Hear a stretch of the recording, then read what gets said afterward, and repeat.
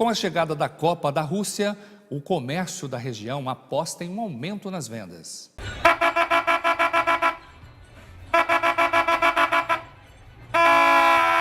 Há um dia para o início da Copa do Mundo, os brasileiros estão animados. Um levantamento feito pelo Sindicato do Comércio Varejista de Taubaté aponta que deve haver um crescimento de 7% nas vendas. E os comerciantes têm motivos para comemorar. Os empresários de pequenos negócios apostam no crescimento do movimento no comércio e serviços. Segundo o estudo realizado pelo Sincovat, um dos setores que terão impactos diretos são os bares e restaurantes. Aqui já está tudo pronto. A gente já tem uma estrutura já há muito tempo bem preparada para isso, já passou por outras Copas do mundo, né? Já teve. Cara, se você olhar aqui, tem 7 televisões, né? O próprio espaço nosso proporciona a pessoa ter uma visão das televisões. Além disso, a gente tem um telão ainda no fundo, né? E a equipe também é bem preparada para isso, né? Já está bem organizado, vamos ter algumas ações de promoções durante o jogo para poder atrair e as pessoas se divertirem. Então a gente está aguardando, né, que o movimento seja bom, onde as pessoas venham até o restaurante, o bar, para poder confraternizar com as outras, né? Ficar num ambiente bem agradável, né, ser bem atendido. Então a expectativa é boa, vamos aguardar. Aqui os itens mais vendidos são as bandeiras do Brasil, as cornetas e os chapéus. Esse kit, por exemplo, custa em média R$ 15. De acordo com o gerente da loja, a expectativa é de vender de 7% a 10% em cima dos produtos da Copa. Com a Copa, as vendas aumentam. O pessoal fica otimista também, o consumidor, e vem comprar. O senhor tinha comentado que aqui toda essa prateleira era só com itens da Copa. Isso, aí como está se aproximando a Copa, estamos nas vésperas, aí diminuiu bem, quer dizer, vendeu bem, né? Então a gente está bem otimista para isso. E não poderiam faltar as camisetas. Nessa loja são vários modelos e a procura vem crescendo. No momento, né, com certeza são as camisas e depois chuteiras, society, bolas, né? Sempre tem um apelo bom nessa época de Copa do Mundo. Quanto à expectativa das vendas, o gerente diz que depende do desempenho dos jogadores brasileiros. Olha, as expectativas são muito boas, sempre de acordo com o desempenho da seleção, né? Torcemos para que ela vá bem e quanto mais avançar, mais a expectativa, as vendas crescem, né? Estamos confiando que a seleção vai fazer um bom papel. Vai, Brasil! Mesmo sendo o segundo maior produtor de petróleo da América Latina, o Brasil enfrenta dificuldade no setor, gerando preços altos para o consumidor interno. Nesta segunda parte da reportagem especial, a gente retoma o tema que impulsionou a paralisação dos caminhoneiros. 2 marcos importantes para o setor petroleiro do Brasil ocorreram em julho de 2017. Foi quando a Petrobras passou a implementar a nova política de reajustes que chega a mudar os preços diariamente. Mas é também a data que marca a chegada do Brasil ao topo do ranking de países produtores de petróleo na América Latina. A intensa crise vivida pela Venezuela de Nicolás Maduro tem efeito devastador em todas as áreas do país bolivariano. Mesmo sendo dono das maiores reservas de petróleo do mundo, as políticas implementadas pelo chavismo, baseadas na renda do petróleo, conseguiram um efeito paradoxal. Derrubaram a capacidade do país de extrair e comercializar o óleo. Outro concorrente de peso, o México, também teve redução na produção da commodity em 2017. Na contramão do movimento, o Brasil cresceu no setor. O Anuário Estatístico de 2017 da Agência Nacional do Petróleo e Combustíveis Renováveis, a ANP, diz que o Brasil acompanhou o crescimento médio dos países exportadores de petróleo, que aumentaram a produção em torno de 3,6% em 2017, enquanto o Brasil cresceu 3,16%. Enquanto isso, individualmente, a Venezuela teve redução de 8,85% na produção do óleo e o México registrou um recuo de 5,05%. A produção brasileira atingiu em 2017 a marca de 2.600.000 barris de petróleo por dia. É o 9º maior produtor mundial, mas ainda muito atrás dos gigantes globais. Estados Unidos e Arábia Saudita se mantêm no topo, com produção diária acima dos 12 milhões de barris por dia.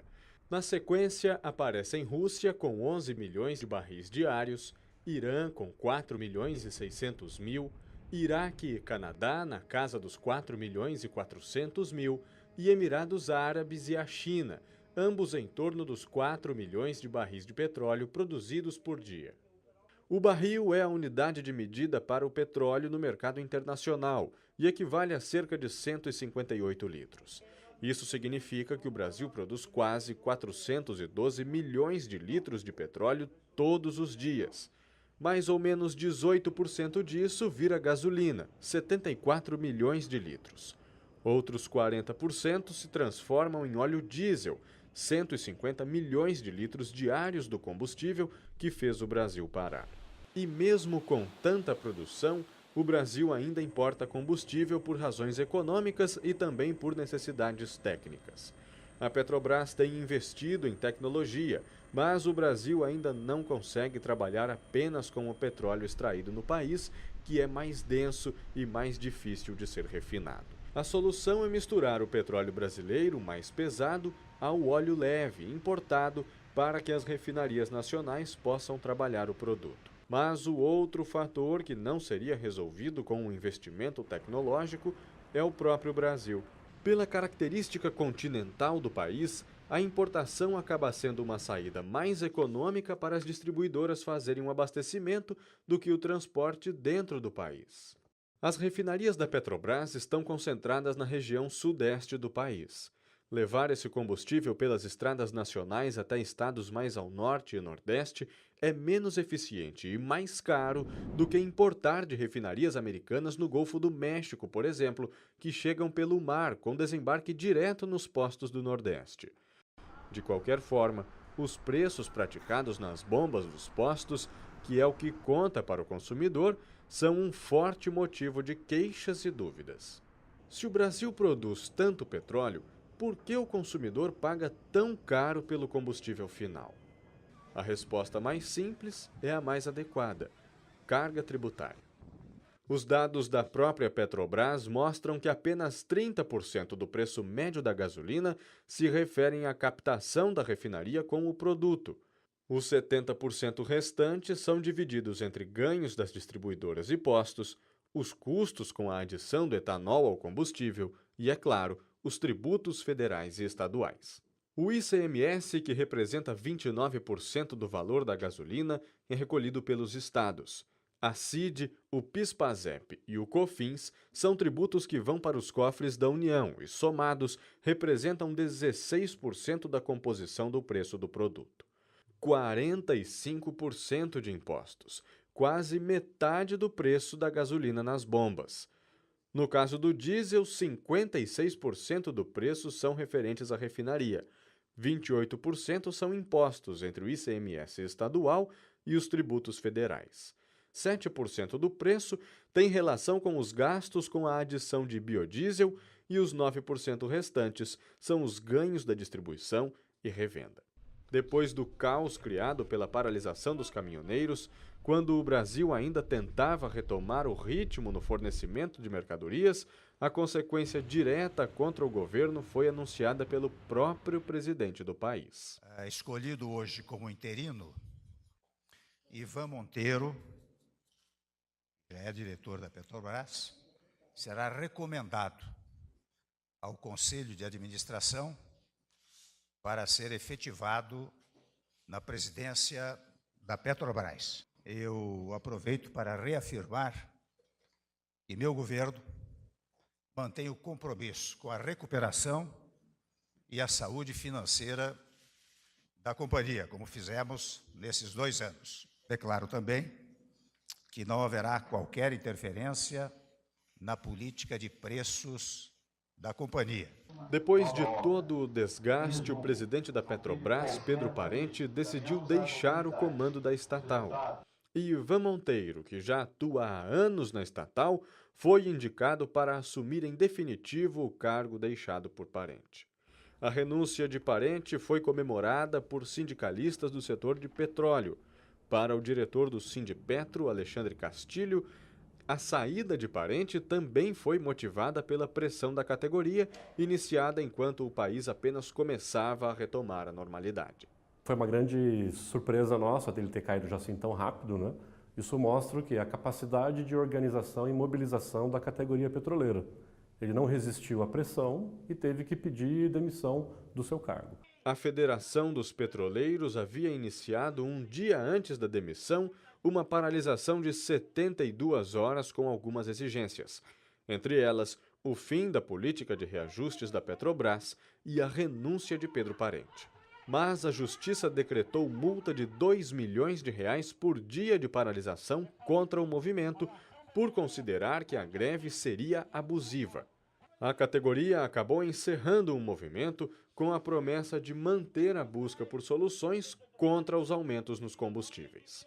Para o diretor do Sindipetro, o país ainda tem diversas questões pelas quais protestar em relação à Petrobras. E nós acreditamos que esses são só os primeiros passos da mudança que nós queremos. É necessário agora avançar para, de fato, a mudança na política de preço dos combustíveis aqui no país e a suspensão do processo de venda das refinarias do Nordeste e do Sul do país. Nós tivemos com essa política uma substituição da produção nacional através da entrada de produtos importados, com preços absurdos para a população, tanto na gasolina, como no diesel, como no gás de cozinha. E isso impactando diretamente o povo brasileiro. E após enfrentar os reflexos da greve de maio, o Brasil iniciou o junho de 2018 vendo as ações da Petrobras voltarem a derreter por causa da demissão de Parente. Na sexta-feira, primeiro dia do mês e logo após o anúncio de Parente, as ações da estatal caíram mais de 15% de uma só vez. Outra consequência direta dos ajustes do governo para atender a pressão pela redução do preço do diesel são as políticas sociais e fiscais do país. Exportadores e indústrias química e de refrigerantes perderam incentivos fiscais, e programas sociais voltados à juventude, às mulheres e o fortalecimento do SUS, por exemplo, sofreram cortes para garantir o subsídio federal ao preço mais baixo do diesel. A nova política de preços da Petrobras, aliada à redução das participações da estatal no mercado brasileiro, são apontadas por especialistas como indicativos de que o setor de combustíveis tende a apresentar melhoras para o consumidor nos próximos anos. O modelo de reajuste, seguindo o mercado, promete dar à estatal condições de investimento em tecnologias que garantam condições de produção e refino que ofereçam redução de custos. Redução pela qual o Brasil parou involuntariamente por alguns dias e, na prática, não vai perceber as alterações esperadas em um contexto formado por tantas variáveis que mesmo a pressão de uma greve tão impactante não consegue forçar uma mudança almejada por uma população inteira.